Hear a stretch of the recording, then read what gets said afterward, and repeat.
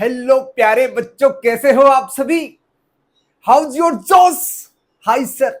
आइए मेरे प्यारे विद्यार्थियों, आज हम बहुत ही शानदार टॉपिक पढ़ने वाले हैं, इंटीग्रल कैलकुलस। लास्ट लेक्चर में हमने जाना डिफरेंशियल कैलकुलस यानी डिफरेंशिएशन क्या होता है, फिजिक्स की बहिन मैथमेटिक्स का एक टॉपिक। दोस्तों, फिजिक्स बिना मैथमेटिक्स के नहीं चलता है, इसलिए इस फिजिक्स को चलाने के लिए इस मैथमेटिक्स को पढ़ना बहुत ही जरूरी है। आइए दोस्तों, इस मैथमेटिक्स के नाम मात्र के 3 या 4 टॉपिक हैं, उनमें से हमने 3 टॉपिक कवर कर लिए हैं। वेक्टर कैलकुलस है, वेक्टर अलजेब्रा जिसमें हमने पढ़ा था किस तरह से जो वेक्टर्स हैं उनको ऐड कर सकते हैं, सब्सट्रैक्ट कर सकते हैं, मल्टीप्लाई कर सकते हैं, किस तरह से उनके मैग्नीट्यूड निकाल सकते हैं। साथ ही साथ हमने पढ़ा डिफरेंशिएशन। कोई आपको फंक्शन दे रखा है, उसको किसी पर्टिकुलर इंटरवल के अंदर उसकी वैल्यू क्या होगी वो हमने जान लिया था। Differentiation, rate of change of the function with respect to किसी इंटरवल के अंदर। आपने सभी ने अच्छे तरीके से डिफरेंशिएशन कर लिए होंगे। हमने बहुत सारे फंक्शंस के डिफरेंशिएशन किए थे, यानी हमने देखा कि अल्जेब्रिक फंक्शंस भी 2 फंक्शन एक साथ मल्टीप्लाई हो, ऐड हो, सब्ट्रैक्ट हो, इस तरह से हमने बहुत सारे तरीके के हमने देखा। साथ ही हमने ये देख रहा कि अल्जेब्रिक फंक्शन के साथ एक्सपोनेंशियल फंक्शन आ गया, अल्जेब्रिक फंक्शन के साथ ट्रिग्नोमेट्रिक फंक्शन आ गया। तो दोस्तों, डिफरेंट फंक्शंस का मल्टीप्लिकेशन भी हो सकता है, ऐड हो सकता है। उस तरह के फंक्शंस को किस तरह से हम डिफरेंशिएट करते हैं उसको हमने डिटेल में जाना है। यदि आप में से किसी बच्चे ने अभी तक उसको नहीं देखा है तो मेरे प्यारे दोस्त, उस लेक्चर को देखो, उसके बाद में आपको आनंद आ जाएगा, आनंद। आइए इंटीग्रल कैलकुलस पढ़ते हैं, उसके बाद फिजिक्स आपके आगे चलेगी, फिजिक्स आपके कदमों के आगे चलेगी। आप फिजिक्स को मजे के साथ पढ़ने वाले हो मेरे प्यारे दोस्त, इसलिए मैथमेटिक्स को मजे से पढ़ो, तभी फिजिक्स आपको मजे से याद हो जाएगी, अच्छे से आ जाएगी। आइए दोस्तों, इंटीग्रल कैलकुलस को हम करते हैं। इंटीग्रल कैलकुलस क्या होता है, इंटीग्रेशन क्या होता है, यानी इसे हम मैथमेटिक्स की एक ब्रांच है इंटीग्रल कैलकुलस, और उसमें हम करते हैं इंटीग्रेशन यानी इंटीग्रेट करना। हम बोलते हैं ना इंटीग्रेटेड इंडिया, यानी जोड़ना, ऐड करना। किसको ऐड करना मेरे प्यारे दोस्त? किसे हम जोड़ना चाहते हैं? आपने थोड़ी देर पहले ही सुना था, डिफरेंशिएट करना, किसी फंक्शन को तोड़ना, टुकड़े करना, किसी पर्टिकुलर इंटरवल में उसकी वैल्यू को जानना। सपोज आपको छोटे छोटे इंटरवल्स के अंदर आपको उस फंक्शन की वैल्यू मालूम है और आप उन छोटे छोटे इंटरवल्स को जोड़ना चाहते हो। यदि आपको पर्टिकुलर इंटरवल में वैल्यू मालूम है, आप उस पूरे फंक्शन की वैल्यू जानना चाहते हो कि इस इंटरवल से इस इंटरवल में कितनी वैल्यू होगी, टोटल वैल्यू क्या होगी। दोस्तों, मेरे प्यारे दोस्त, आप उसको इंटीग्रेट कर सकते हो चुटकियों में, मात्र सेकंड में। आपको मिनट में नहीं लगने वाली, सेकंड में, जबकि उस काम को करने के लिए हो सकता है आपकी पूरी जिंदगी जो है वो भी कम पड़ जाए। ये मैथमेटिकल जो टूल है इंटीग्रेशन, इसकी मदद से हम भारी भरकम जो काम है, ऐड करने वाला, फंक्शन को ऐड करने वाला काम है, उसको हम चुटकियों में हल कर लेते हैं। आइए दोस्तों, किस तरीके से हम फंक्शन को ऐड करते हैं। जैसे आपने देखा कि हमारे पास 5 फंक्शंस थे, पांचों फंक्शंस को हम डिफरेंशिएट कर रहे थे। अब उन पांचों फंक्शन को इंटीग्रेट करेंगे। आइए, उसका जस्ट उल्टा केस है ट्रिग्नोमेट्रिक के अंदर। तो मैं 1 बाय 1 आपको पहले बताऊं, तो उससे पहले मैं आपको बताना चाह रहा हूं कि इंटीग्रेट किस तरह से करें। जैसे देखो, मेरे पास एक फंक्शन है और वो ऐसे चलता है, ठीक है। इधर मैं लिख लेता हूं f(x) और यहां x, यानी x एक वेरिएबल है, उसके वैल्यू के चेंज होने के साथ साथ यहां पर मुझे एक फंक्शन मिलता है, एक y वेरिएबल मिलता है जो x के साथ चेंज हो रहा है। आप समझ चुके हो इस बात को, यानी x के चेंज के साथ इधर हो सकता है टाइम है, तो टाइम के साथ हो सकता है आपकी हाइट बढ़ रही है, तो आप इधर हाइट लिखोगे, इधर टाइम लिखोगे। जैसे जैसे टाइम बढ़ता जा रहा आपकी हाइट बढ़ती जा रही है। जैसे जैसे टाइम बढ़ता जा रहा, आपका वेट बढ़ता जा रहा, मास बढ़ता जा रहा, इधर मास लगा लिया, इधर टाइम लगा दिया। तो कहने का मतलब है एक वेरिएबल के साथ दूसरा वेरिएबल जैसे जैसे चेंज हो रहा है उसको हम एक प्लॉट के द्वारा बता सकते हैं। वो फंक्शन हो सकता है वो अलजेब्रिक फंक्शंस के द्वारा रिप्रेजेंट हो रहा है, हो सकता है वो ट्रिग्नोमेट्रिक फंक्शन। सपोज जैसे अपने बात करें, हमारे घर पर इलेक्ट्रिसिटी आती है, घर पर इलेक्ट्रिसिटी आती है तो मेरे प्यारे दोस्त आप सभी को मालूम है इलेक्ट्रिसिटी किस तरह से आती है। एक बार जीरो वोल्टेज, फिर हाई वोल्टेज, फिर जीरो वोल्टेज, फिर नेगेटिव वोल्टेज, फिर जीरो वोल्टेज, इस तरह से। यानी फ्रीक्वेंटली वो क्या हो रही है, चेंज हो रही है उसकी फ्रीक्वेंसी।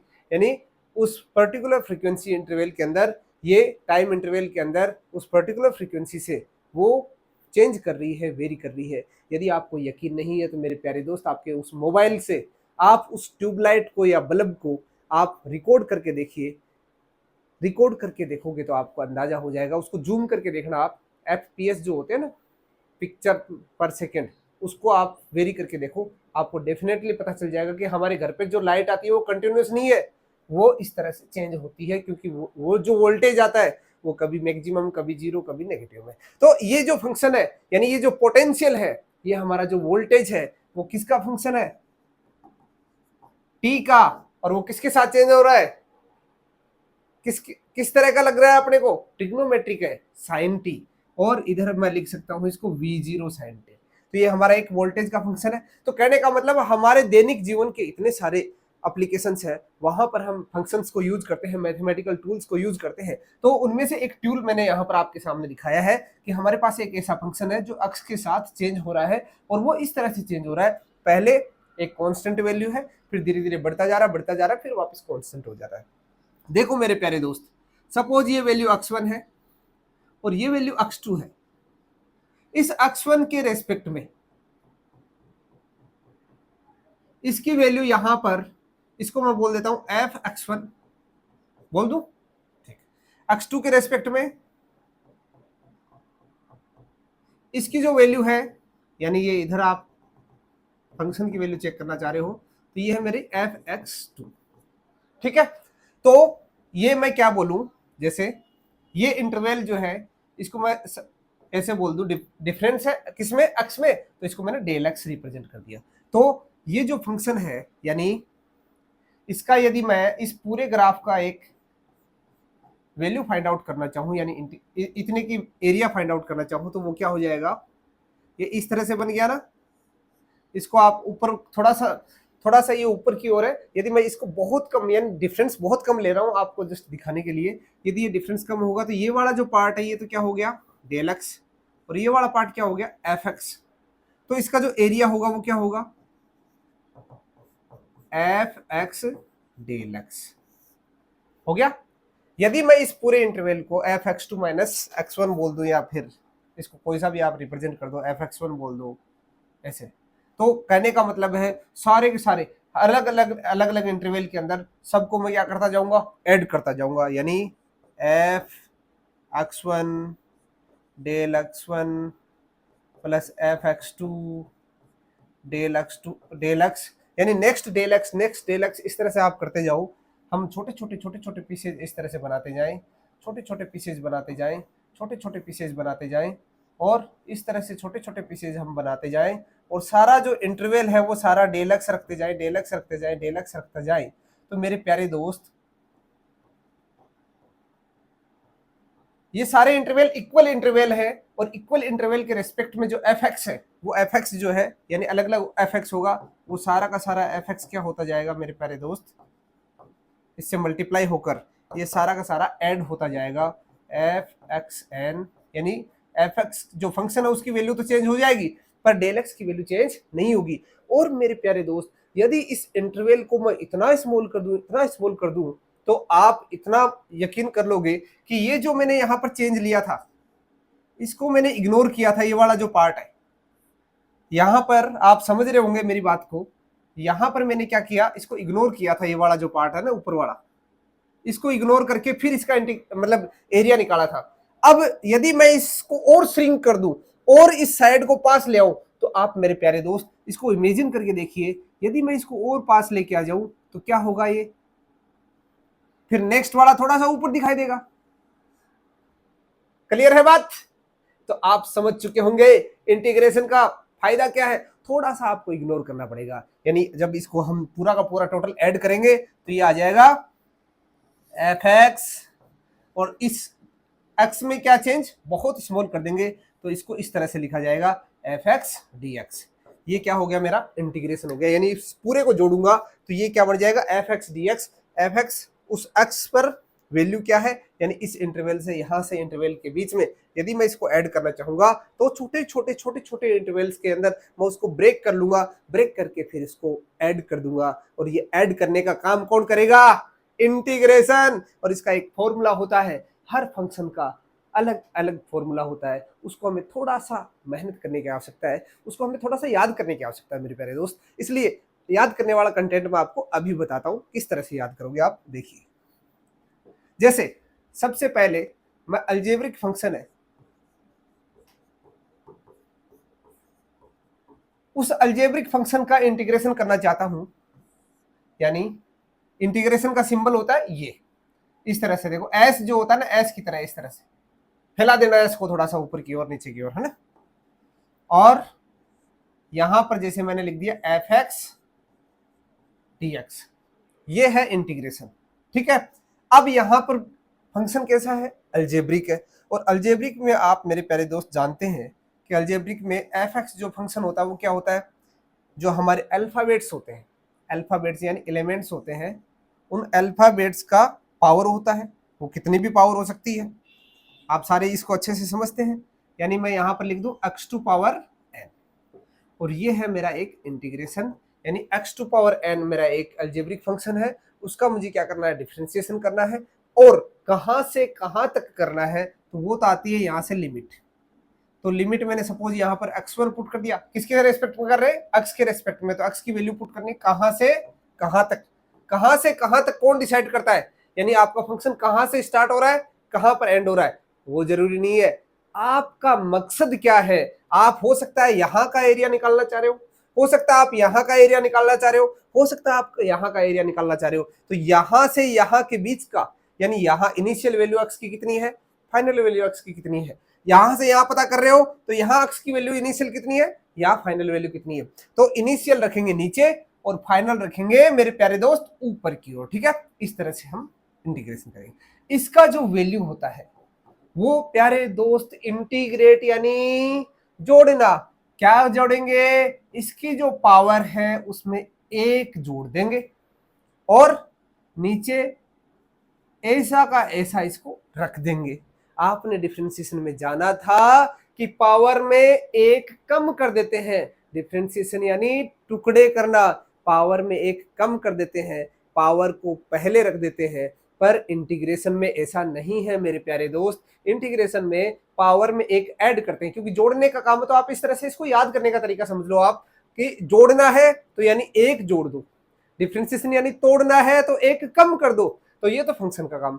वो नीचे जो नंबर आने वाला है वहां पर नंबर मल्टीप्लाई था, वो केवल नंबर था, यहां पर नंबर में एक ऐड कर दो, यानी पावर में यहां पर एक ऐड करना, वहां पावर में कोई छेड़छाड़ नहीं करनी, बस उसको सीधे मल्टीप्लाई करना था, यहां पर पावर से डिफरेंशिएट डिवाइड करना है, ठीक है।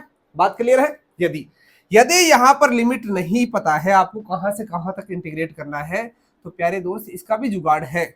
इसका जुगाड़ क्या है, यहां पर आपको कांस्टेंट लिख दे देना है, ठीक है। कांस्टेंट को केवल सी भी लिख सकते हो, कोई दिक्कत नहीं। अब इसके आपको एग्जांपल मैं बाद में बताता हूं, पहले आपको सारे फॉर्मूले बता देता हूं। अब चलते हैं हम ट्रिग्नोमेट्रिक। ट्रिग्नोमेट्रिक जो फंक्शन है उसका इंटीग्रेशन किस तरह से करते हैं, जैसे मैं यहाँ लिमिट लेके नहीं बता रहा, लिमिट लेके अपने लास्ट में एक बार बता दूंगा, नहीं तो सारे का सारे आपको तो फॉर्मूले याद है नहीं होने वाले हैं, गड़बड़ हो जाएगी। Sine x d x, sine का क्या होता है, साइन का होता है कोस, और साथ में आ जाएगा माइनस, और साथ में क्या लगा दूं, सी। कोसक्स का आपको इसको याद करने का तरीका भी बताने वाला हूं, वो आपको एक साथ बता दूंगा। कोसक्स का होता है साइन एक्स प्लस सी, आप साथ साथ अपनी कॉपी के अंदर नोट भी करते रहे, यहां भी लिख देता हूं। टेन एक्स का नहीं होता है 10x का होता है, पर वो आपको जरूरत नहीं पड़ेगी। आपको किसकी जरूरत पड़ेगी वो मैं बता रहा हूँ। सेक स्क्वायर एक्स dx, इसका होता है 10x और प्लस क्या आ जाएगा c। ऐसे ही cosec square x dx minus cot x plus. आपको ये सब याद करने की जरूरत नहीं है, आपका इसका जुगाड़ है, आपको मैं वो बताता हूँ कैसे, किस तरह से आप इसको याद रख सकते हो। देखो, दो और बच गए। ट्रिग्नोमेट्रिक 6 फंक्शन होते हैं ना, साइन कोस टेन कोट। अब क्या बच गया, सेक कोसेक। तो सेक का sec x tan x dx क्या हो जाएगा इसका, सेक एक्स प्लस c। और क्या था हमारे पास, cosec x cot x dx, ये क्या हो जाएगा, minus cosec x plus c। ठीक है, ये हो गए मेरे 6 ट्रिग्नोमेट्रिक फंक्शन। आइए मेरे प्यारे दोस्त, आपको याद करने का तरीका बताता हूं। आपने क्या किया था, D by D x, remind करता हूं, डी के चलो पहले वाले लेक्चर के अंदर जहां पर हमने डिफरेंशिएशन सीखा था, साइन एक्स का मेरे प्यारे दोस्त क्या होता है, कोसेक्स। सर कोसेक्स का क्या होता है, तुम बता दो क्या होता है, माइनस का sine x. Sir ten x का बता दो क्या होता है, तुम पढ़ते नहीं हो क्या, तुम बता दो क्या होता है, sec square x.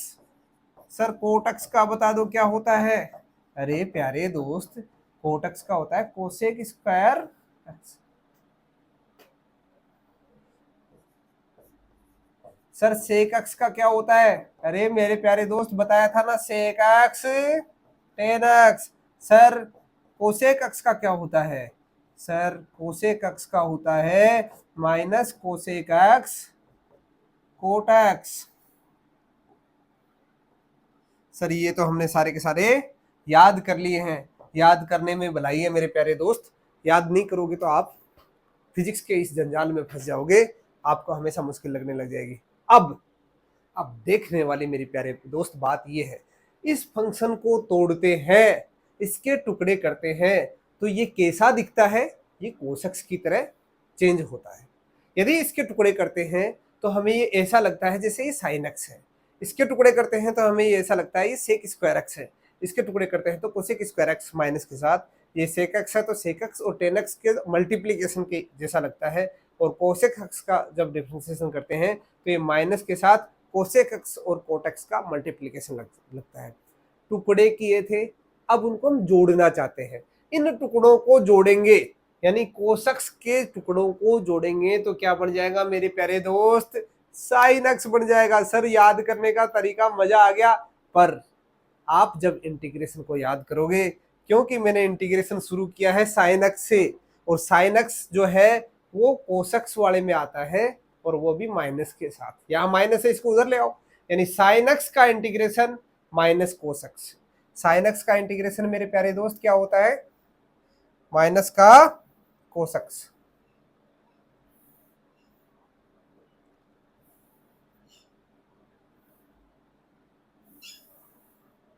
Sine x का इंटीग्रेशन क्या होता है मेरे प्यारे दोस्त, कोस एक्स। और कोस एक्स का क्या होता है, साइन एक्स। आप समझ रहे हो, यहां से जस्ट इसको याद कर लिया तो वो इंटीग्रेशन याद हो जाएगा। सेक स्क्वायर एक्स का tan x, cosec square x का माइनस इधर ले आओ minus cot x, sec x tan x का sec x, cosec x cot x का माइनस इधर ले आओ तो माइनस का कोसेक एक्स। सर आपने तो हमारी समस्या का हल कर दिया। तो बेटे डिफरेंशिएशन सीख लो, इंटीग्रेशन आपका लगभग सही हो जाएगा, बस थोड़ा सा अंतर है, लिमिट किस तरह से लगाते हैं वो हम आगे सीखेंगे। बट अब ट्रिग्नोमेट्रिक फंक्शन है, यहाँ पर आपको थोड़ी सी समस्या होती है, इसलिए ट्रिग्नोमेट्रिक फंक्शन को याद करने का तरीका बता दिया। डिफरेंशिएशन याद कर लो, इंटीग्रेशन आपको अपने आप याद हो जाएगा, जस्ट उसका उल्टा कर देना। ठीक, क्लियर है बात। चलो तो मेरे प्यारे दोस्त, दो फंक्शन का डिफरेंशिएशन इंटीग्रेशन हो गया। तीसरा फंक्शन क्या है हमारा, एक्सपोनेंशियल। सर एक्सपोनेंशियल का इंटीग्रेशन क्या होगा, एक्सपोनेंशियल का इंटीग्रेशन क्या डिफरेंशिएशन हुआ था क्या मेरे प्यारे दोस्त, यदि डिफरेंशिएशन नहीं हुआ तो इंटीग्रेशन कैसे होगा? जो डिफरेंशिएशन में मिला था वही प्रोडक्ट इंटीग्रेशन में भी मिलने वाला है। इसी तरीके से नेक्स्ट फंक्शन हमारा कौन सा था? हमारे पास लॉग फंक्शन था। लॉग फंक्शन यानी लॉगरिदमिक फंक्शन 1/x dx, यानी 1/x किसका डिफरेंशिएशन था? सर log x का था, तो ये भी log x का मिलने वाला है। बात क्लियर है? यहां पर बेस ई है, ध्यान रखना इस चीज को, है ना, बेस ई है, बेस ई का ये आ जाएगा। क्लियर है बात? ठीक है, इस तरह से हमारे ये फॉर्मूले हो गए। अब आपको मैं इस पर बेस्ड न्यूमेरिकल कराता हूं जिससे आपको आनंद आ जाएगा। सबसे पहले x स्क्वायर dx का डिफरेंशिएशन करो। मैं लिमिट वाली बातें थोड़ी देर बाद में बात करूंगा क्योंकि आपको इंटीग्रेशन सिखा रहा हूं जिससे आप थोड़ा सा कॉन्फिडेंट हो जाओ चारों फंक्शंस के इंटीग्रेशन। देखो प्यारे दोस्त, क्या बताया था? पावर में एक ऐड कर दो, दो में एक ऐड कर दो, क्या बन गया? तीन। तीन पावर ऊपर, तीन का भाग लगा दो, साथ में सी लगा दो, क्या हो गया? x की क्यूब अपॉन 3 प्लस सी।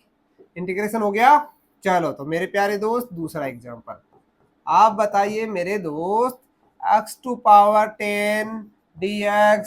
सर ये तो सेम सा ही लग रहा है, तो तुम्हें अभी समझाना है। 10 में एक ऐड कर दिया, 11 बन गया, 11 से क्या कर दिया? डिवाइड कर दिया।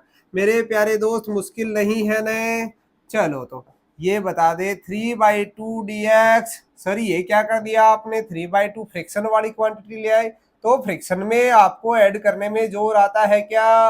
अरे प्यारे दोस्त एलसीएम ले लो, काम खत्म। 3/2 + 1 x⁵5/2। फ्रैक्शन भी आप मेरे से ही करवाना चाहते हो, 2 को ऊपर ले जाओ, क्या बढ़ जाएगा? 2/5 x⁵5/। क्लियर है? एलसीएम लो और काम खत्म। चलो तो आपको एक न्यूमेरिकल और कराते हैं इसी प्रकार का। x⁻, यानी इधर मैंने लिख दिया y लिख दो, fx लिख दो, कुछ भी लिख दो, ठीक है। y = x⁻, मैंने लिख दिया सपोज -3। अब प्यारे दोस्त इसका डिफरेंशिएशन कैसे करोगे? यानी x⁻−3 dx, ये इसका सिंबल है, ध्यान रखना। डिफरेंशिएशन का सिंबल है d/dx और यहाँ पर इंटीग्रेशन का सिंबल इस तरीके से चलेगा। वहां पर x नीचे जो है x की जगह t जिसके रेस्पेक्ट में आप चेंज कर रहे हो, यहाँ पर विद रेस्पेक्ट यहाँ पता चलेगा d के आगे जो, ठीक है। तो x⁻−3 में कितना ऐड करना है? 1। -3 में 1 ऐड करके क्या कर दो? इसको डिवाइड कर दो, क्या बढ़ जाएगा? x⁻−2, नीचे क्या आया? -2 प्लस c। इसको मैं और अच्छे से लिखना चाहूँ तो क्या लिख दूं? 2x नीचे ले जाओ, x² प्लस c। बात क्लियर है? बात में दम है? मजा आया? चलो तो प्यारे दोस्त आगे बढ़ते हैं। इस तरह से आपको और कराता हूं। आपको कह दिया कि आप साइन f, आपको एक y दे दिया साइन x। कैसे डिफरेंशिएशन करोगे, इंटीग्रेशन करोगे? साइन x का इंटीग्रेशन क्या होता है मेरे प्यारे दोस्त? कोस x प्लस c। चलो तो आपको और थोड़ा मजा दिलाते हैं इसके अंदर। साइन 2x आपको इंटीग्रेशन करना है y = साइन 2x का। x में क्या है? अलजेब्रिक फंक्शन और घुसा दिया। अब सर क्या करें? ये तो आप हमारे सामने समस्या आ गई। समस्या आ गई तो समाधान भी होगा मेरे प्यारे दोस्त। साइन थीटा का क्या होता है? माइनस का कोस थीटा। अलजेब्रिक फंक्शन आया, इंटीग्रेट कर दो। कोस जो प्रॉपर्टी वहां थी वही प्रॉपर्टी लगभग यहाँ लगने वाली है, बस अंतर ये है वहां पर कांस्टेंट जो आता था यहाँ पहले इंटीग्रेट करना है फिर उसको डिफरेंशिएट करना है। d/dx अलजेब्रिक फंक्शन को यहाँ पर क्या करना है? डिफरेंशिएट करना है और उससे डिवाइड करना है। नहीं समझ में आया? चलो तो अब समझते हैं। ये प्रॉपर्टी क्या कहती है कि यदि हमारे पास एक फंक्शन दिया हुआ है, उस फंक्शन के अंदर फंक्शन है, तो क्या करो? उस बाहर वाले फंक्शन का तो क्या करो? इंटीग्रेशन। अंदर वाले फंक्शन का क्या करो? डिफरेंशिएशन। बट शर्त ये है डिफरेंशिएशन करने के बाद उसे डिवाइड करना है। वहां पर हम क्या कर रहे थे? मल्टीप्लाई कर रहे थे। ध्यान है आपको? ठीक है, जैसे कैसे ध्यान है आपको, एक प्रयोग करके देखते हैं। इसी फंक्शन को साइन 2x को मैं क्या करता हूं, डिफ्रेंशिएट। साइन 2x का क्या हो गया, कोस 2x। फिर अंदर वाले अलजेब्रिक फंक्शन को मैंने क्या किया था, डिफ्रेंशिएट करके मल्टीप्लाई किया था, means 2 into D by D x x. तो ये क्या आ गया था, 2 कोस 2x। ये आया था मेरे प्यारे दोस्त। ये आंसर आपको ध्यान है, बहुत सारे न्यूमेरिकल किए थे, आपने नहीं अच्छे से समझा तो पहले वाला लेक्चर समझो। सॉरी, मजा आ जाएगा आपको, क्योंकि उसके बाद ही ये समझ में आने वाला है, क्योंकि बेटे यहाँ पर डिफरेंशिएशन भी होना है और इंटीग्रेशन भी होना है। अब देखो, यहाँ डिफरेंशिएशन से क्या करना है, डिवाइड। अब इसका डिफरेंशिएशन करोगे तो क्या आ जाएगा, माइनस कोस 2x अपॉन ये 2 बाहर ले लिया, dx अपॉन dx, इसकी पावर 1, इसको पावर को आगे ले जाओ, पावर में एक कम कर दो, यानी ये क्या बन गया, -1/2 कोस 2x। इसका क्या है, ये डिफरेंशिएशन। अब देखो, आपको इसको मतलब वेरीफाई करना है कि मैंने जो इंटीग्रेट किया वो सही तो है क्या। प्लस में सी जरूर लगाना यदि लिमिट नहीं है।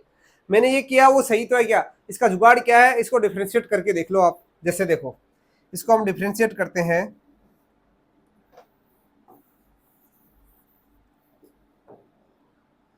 D by D x minus cos 2x upon 2 को मैं क्या करता हूं, डिफरेंशिएट।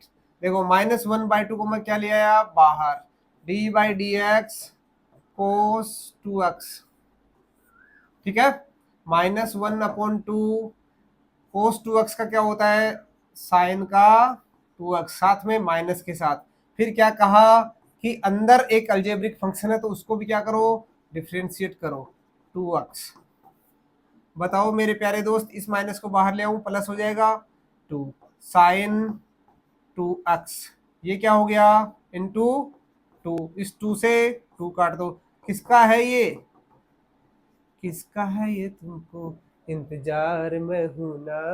फिजिक्स कह रही है किसको, मैथमेटिक्स को, कि भैया तुम्हें मैं तो याद कर रही हूँ, जल्दी से तुम सोल्व हो जाओ, फिर मैं इसको काम लेने वाली हूँ। तो फिजिक्स इसका इंतजार कर रही है। साइन 2x का क्या कह रही है, साइन 2x को तोड़ोगे तो क्या बढ़ेगा, -1/2 कोस 2x। मेरे प्यारे दोस्त, ये बनने वाला है, और इस तरह से हम इसको आगे यूटिलाइज करेंगे।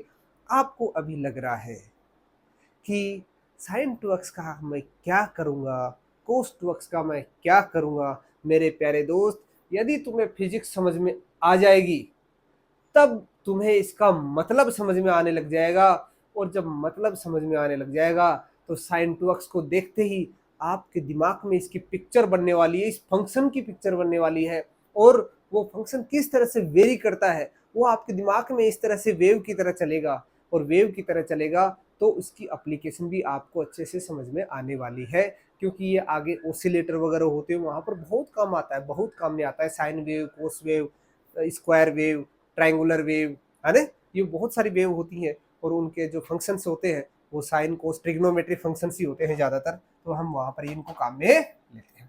ठीक है, तो आपको बात क्लियर होगी। यदि आप उलझ जाओ, उलझने से बचने का तरीका है, आप इंटीग्रेशन कर रहे हो, इंटीग्रेशन यदि रिजल्ट में आपको ऐसे डाउट लगता है कि मैंने गलत कर लिया, तो उससे बचने का तरीका क्या है, उसको दोबारा डिफरेंशिएट करके देखो। यदि वो सही फंक्शन आ गया, यानी साइन 2x का मैंने डिफरेंशिएट इंटीग्रेशन किया था, ये आया था, इसको मैंने वापस इसको क्या कर दिया, टुकड़े कर दिए, टुकड़े करे तो मेरे पास क्या आ गया, साइन 2x। इसका मतलब मैंने जो किया है वो एकदम सही है। आपके गड़बड़ होने वाली है कहाँ, मैं आपको पहले ही बता देता हूँ।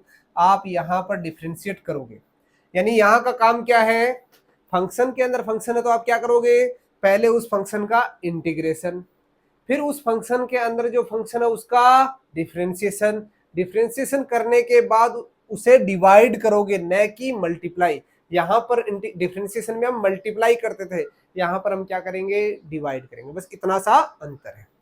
बात क्लियर है? चलो, तो नहीं क्लियर है तो आगे और एग्जांपल करा देता हूं, उससे समझ में आ जाएगा। Integration sec square x upon 3, इसका क्या करना है, इंटीग्रेशन। मेरे प्यारे दोस्त, इसको भूल जाओ। फंक्शन कैसा है, सेक स्क्वायर है, यानी सेक को 2 बार मल्टीप्लाई किया गया है। अंदर एंगल कितना है मुझे उससे कोई मतलब नहीं, एंगल वेरी कर रहा है, इतना वेरिएबल है। अब वो वेरिएबल 1/3 है, स्क्वायर में है, 2 टाइम्स है, 3 टाइम्स है, कितना है, पर वो है एंगल है। अब इस सेक स्क्वायर को यदि, यानी फंक्शन सेक स्क्वायर के टर्म्स में यदि वेरी कर रहा है और उसे मैं इंटीग्रेट करना चाहता हूं, छोटे छोटे इंटरवल्स के अंदर उसे पीसेज करके उसको मैं जोड़ना चाहता हूं, तो जोड़ने पर मुझे मिलता है, सेक स्क्वायर को जोड़ने पर मुझे मिलता है tan theta. Sec square theta को जोड़ने पर क्या मिलता है, टेन थीटा। यहाँ थीटा कितना है, x/3। तो मैं एंगल ऐसा का ऐसा रखूंगा, ध्यान रखना, ठीक है। इंटू करूंगा या डिवाइड करूंगा, अरे प्यारे दोस्त डिवाइड करूंगा, ध्यान रखना, d/dx। अब डिफ्रेंशिएट करना है किसके रेस्पेक्ट में, जिसके रेस्पेक्ट में मुझे इंटीग्रेट करना था। तो यहाँ पर क्या आ गया, x/3।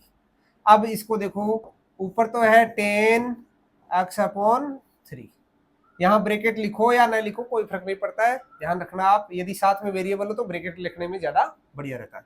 इसको डिफरेंशिएट करो, क्या हो जाएगा, 1/3 को बाहर ले जाओ, dx/dx। इसका वैल्यू कितनी आ गई, 1। क्यों आई, क्योंकि इस x⁻1 है, 1 को आगे ले आओ, x⁻1 - 1 0, और किसी की पावर 0 का मतलब 1, यानी यहाँ पर वैल्यू कितनी आ गई, 1। तो इसका वैल्यू पूरे का कितना आ गया, 1/3 है, 3 ऊपर चला जाएगा, 3 10x/3। चलो ये रहा मेरा प्यारा सा आंसर। तो ये रहा इंटीग्रेशन। अब आपको मैं लिमिट सिखा देता हूं इसकी, चलो एक दो और करा देता हूं। जैसे e⁻3x dx, ये आप देखते ही समझ पा रहे हो कि यहाँ पर दो फंक्शंस है, एक एक्सपोनेंशियल फंक्शन है, दूसरा अलजेब्रिक फंक्शन है। अभी मेरे प्यारे दोस्त, आप यदि इस वीडियो में नए हो, इससे पहले वाला वीडियो आपने नहीं देखा है, मैं बार बार रिपीट कर रहा हूं, यदि आप इस लेक्चर को देख रहे हो और उससे पहले वाला लेक्चर नहीं देखे हो तो आप बहुत बड़ी गड़बड़ कर रहे हो। आपको मात्र थोड़ा सा टाइम लगेगा, आधा पौन घंटा लगेगा, 1 घंटा लगेगा, फास्ट फॉरवर्ड देख लेना उसको, पर उसको जरूर देखो, क्योंकि वहां मैंने फंक्शंस बताए हैं, कितने प्रकार के फंक्शंस होते हैं, फंक्शन के अंदर फंक्शन किस प्रकार होता है, किस तरह से हम उसे डिफ्रेंशिएट करते हैं, वो सारा बताया गया है। तो उसको एक बार देखो अच्छे से, है ना, फिर उसके बाद इस पे लौट कर आओ, आपको तभी ये समझ में आने वाला है। तो प्यारे दोस्त, यहाँ पर फंक्शन के अंदर क्या है, फंक्शन है, एक एक्सपोनेंशियल फंक्शन है। एक्सपोनेंशियल फंक्शन किस प्रकार चलता है, इस प्रकार चलता है। सर इसके अंदर भी एक फंक्शन है जो 3x है, और 3x को मैं किस तरह से चलाता हूं, इस तरह से चलाता हूं। ये y = 3x है और ये y = e⁻x है। ये x है, x की जगह मैंने क्या कर दिया, 3x, यानी फंक्शन के अंदर फंक्शन है। तो ऐसे केस में उसको मुझे यदि इंटीग्रेट करना पड़े तो आपको अभी पता है, पहले क्या करो, उसका इंटीग्रेशन। e⁻x का क्या इंटीग्रेशन होता है, e⁻x ही होता है। x में क्या है उसे आपको कोई मतलब नहीं है, उसको ऐसा का ऐसा पुट कर देना है। आपने जैसे पहले वाले ट्रिग्नोमेट्रिक केस में भी किया था, साइन के आगे क्या है उससे मुझे क्या मतलब है, सेक स्क्वायर के आगे क्या है मुझे उससे कोई लेना देना नहीं है। सेक स्क्वायर का क्या इंटीग्रेशन होता है, वो 10 होता है। तो मैंने 10 लिखा, उसके अंदर ऐसा का ऐसा लिख दिया। अब ये ऐसा का ऐसा लिखा, पर ये केवल x होता तब तो ये कोई चेंज नहीं करते, पर अब x नहीं है, ये x/3 है, यानी ये एक अपने आप में भी एक फंक्शन है। इसको मुझे क्या करना पड़ेगा, डिफ्रेंशिएट करना पड़ेगा और उसे डिवाइड करना पड़ेगा। डिफ्रेंशिएट करके उसे इस वाले फंक्शन को डिवाइड कर देंगे। तो यहां पर भी यही काम करना है, d/dx 3x। अब कैसे पता चले कि ये फंक्शन के अंदर फंक्शन है, तो प्यारे दोस्त यहां पर आपके सामने हिंट है। ये क्या है, ये क्या दे रखा है, dx, और d यानी किस में चेंज है, x में चेंज है, x में चेंज है, पर यहाँ x नहीं है यहाँ पर, तो यहाँ 3x है। यहाँ किस में चेंज है, x में चेंज है, यहाँ x नहीं है, यहाँ x/3 है। यानी इससे डिफरेंट हो, इस वेरिएबल से डिफरेंट हो, d किसमें, यानी d किसको रिप्रेजेंट करता है, चेंज को, किसमें, x में चेंज को। x में चेंज है यानी x यहां पर है तब तो ठीक है, यदि x नहीं है तो इसको फंक्शन के अंदर फंक्शन माना जाएगा। जैसे देखो पहले वाले केस में भी यही है, यहां पर क्या है x और यहां पर क्या है 2x, तो मैंने इसको क्या मान ला, एक नया फंक्शन बोल दिया, x का डबल है ना। तो आप समझ, देखो यहां पर x है, यहाँ पर x है, मैंने कुछ चेंज ही नहीं किया, सीधा क्या लिख दिया माइनस cos x, है ना।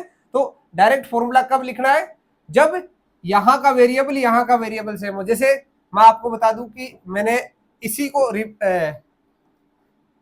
एक आपको बताऊं, जैसे sec square z d Z.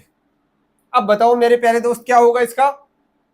Sir x का याद किया था हमने, अरे मैंने आपको बताया था अल्फाबेट ए टू जेड होते हैं, कोई भी लेटर हो सकता है अलजेब्रिक फंक्शन के अंदर, तो वो ऐसा का ऐसा ही माना जाएगा, यानी टेन जेड।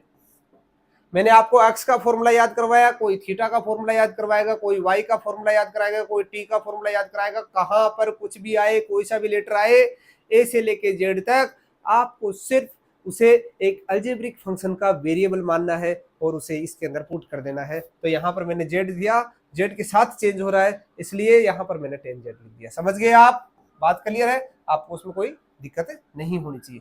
तो यहां पर मैंने क्या किया, e टू पावर x ऊपर ऐसा का ऐसा लिख दिया 3x,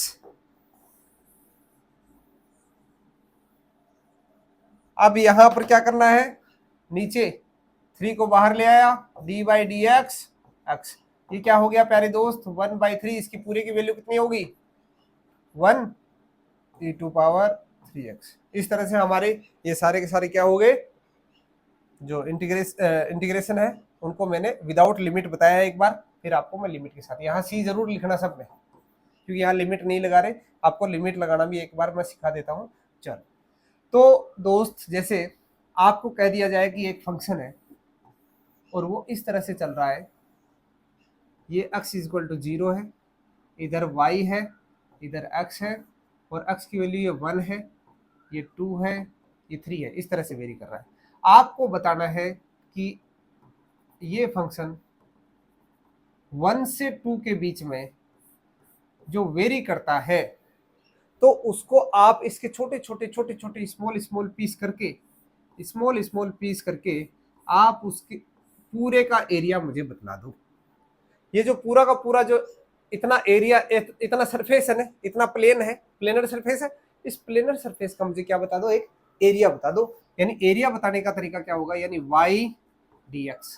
कहां से कहां तक पूछा है, x की वैल्यू कहां से कहां, यानी चेंज किस में हो रहा है, x में, कहां से कहां तक 1 से 2 तक, 1 से 2 तक।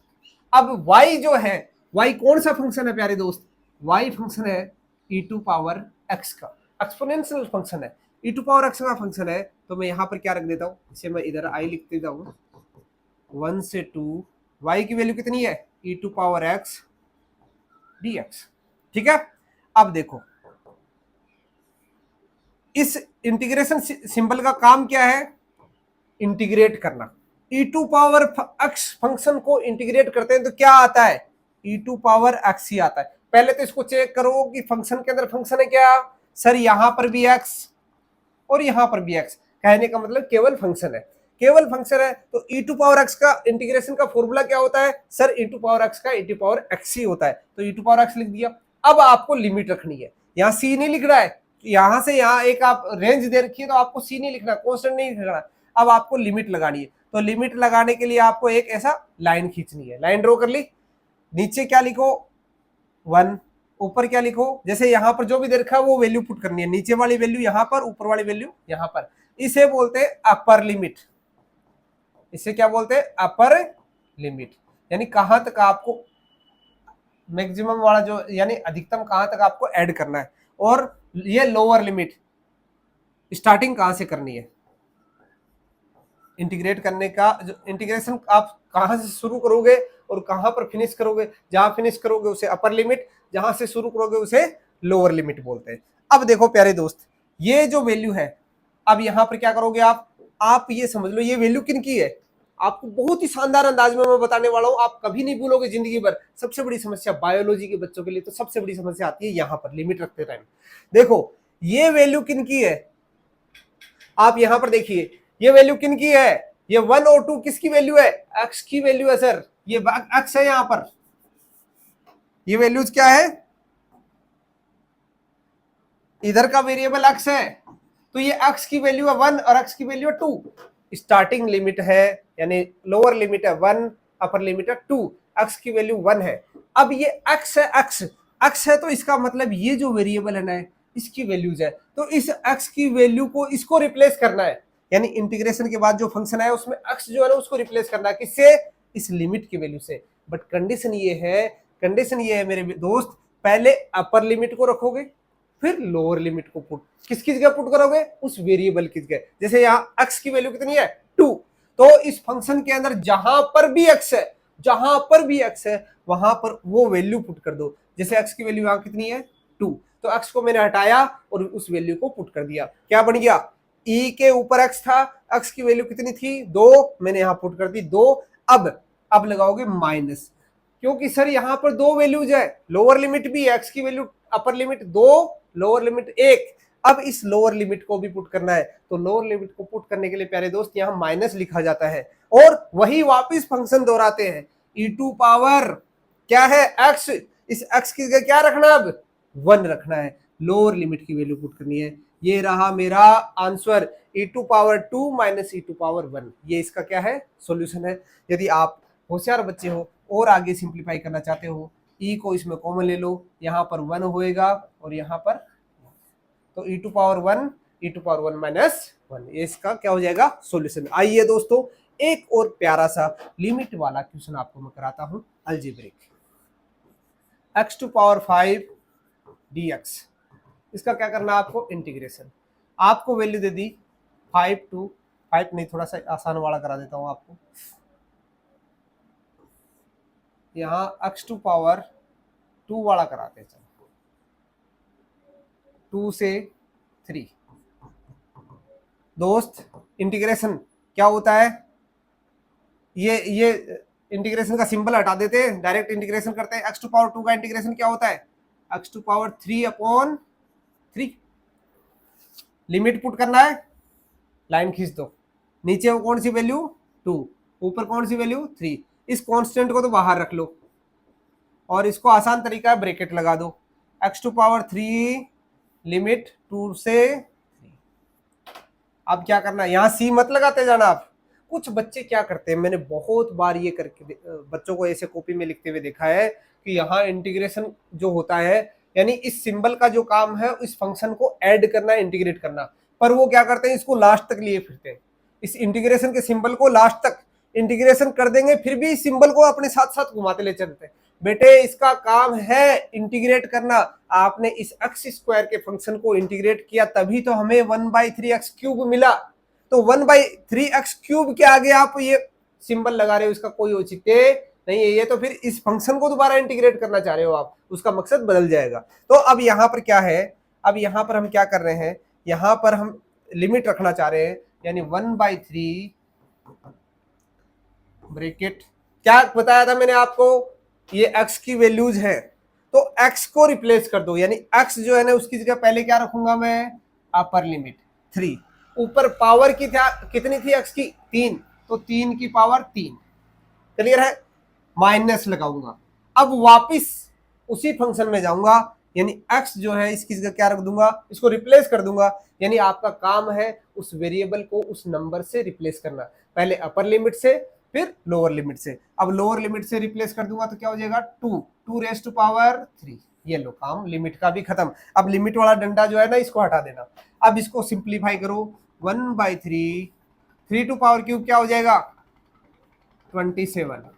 2 की क्यूब कितना हो जाएगा? 8। इसको माइनस करो, कितना आ जाएगा? 19 आ गया क्या? 19/3। ये इसका क्या हो गया? आंसर। यानी इस फंक्शन को x टू पावर 2 का फंक्शन आता है मेरे प्यारे दोस्त ऐसा, आप प्लॉट करके देख लेना, 10th क्लास में खूब पढ़े आपने। और इस y = x² के फंक्शन को कहाँ से कहाँ, ये x की वैल्यू 1 2 3 -1 -2 -3। यदि मैं इसके फंक्शन को यहाँ से यहाँ तक इंटीग्रेट करना चाहता हूँ, यहाँ से यहाँ तक इंटीग्रेट करना चाहता हूँ, तो मेरे प्यारे दोस्त इसकी जो वैल्यू आई है ये क्या है? i, और वो आपके सामने ये रहा 19/3। आप करके देख लेना, इसके छोटे छोटे स्मॉल पीस करके देखोगे, फिर सबको जोड़ोगे तो उसकी वैल्यू नियर अबाउट, एग्जैक्ट नहीं है ये इंटीग्रेशन, क्योंकि आपको मैंने पहले ही बताया था ये अप्रोक्सीमेशन है। ऊपर का कुछ पीस आपने नोटिस किया होगा, ऊपर का कुछ पीस मैंने वहां से हटा दिया था। देखो ऊपर का कुछ पीस यहां पर जो आया था ना, ये वाला ट्राइंगल, ये ट्राइंगल वाला पार्ट मैंने कंसीडर नहीं किया था। इसको यदि आप जूम करके देखो, आप माइक्रोस्कोपिक लेवल पे जूम करके देखोगे तो आपको ये एरर मिलेगा। ये इतना पार्ट मैंने इंटीग्रेशन से हटा दिया था क्योंकि मैंने इसको रेक्टेंगल माना है। ये राइट एंगल ट्राइंगल नहीं है, इसको ऊपर वाले को नहीं लिया मैंने, तो ये राइट एंगल ट्राइंगल मैंने हटा दिया है, सिर्फ मैंने इसको रेक्टेंगल माना है। बट यहां पर मैंने क्या किया है, इसको और स्मॉल करता गया और स्मॉल करता गया, तो यहाँ पर जो अप्रोक्सीमेशन है, यानी इसकी जो वैल्यू है वो इतनी क्लोज है, इतनी क्लोज है, प्रिसाइजली बोल सकते हो आप, मतलब एकदम एग्जैक्ट तो नहीं, एग्जैक्ट वैल्यू नहीं बोल सकते आप, प्रिसाइज वैल्यू है, थोड़ा उसके आसपास है। तो इस तरह से हम इंटीग्रेशन कर सकते हैं मेरे प्यारे दोस्त, इस तरह से हम जो लिमिट है उसको पुट कर सकते हैं। आपको मैं एक होमवर्क देता हूँ, आप अपने बुक के अंदर जाइए, पेज खंगालिए और जहाँ जहाँ पर भी इंटीग्रेशन मिले उसको हल करिएगा।